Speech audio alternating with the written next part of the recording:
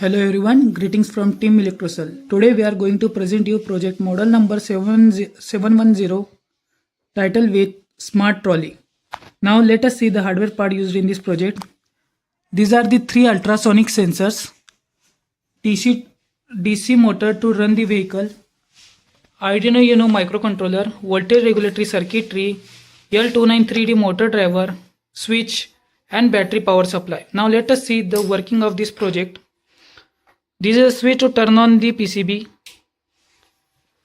The moment circuit gets activated, UV sensor starts to detect any object comes nearest to it and go to that direction only, like this.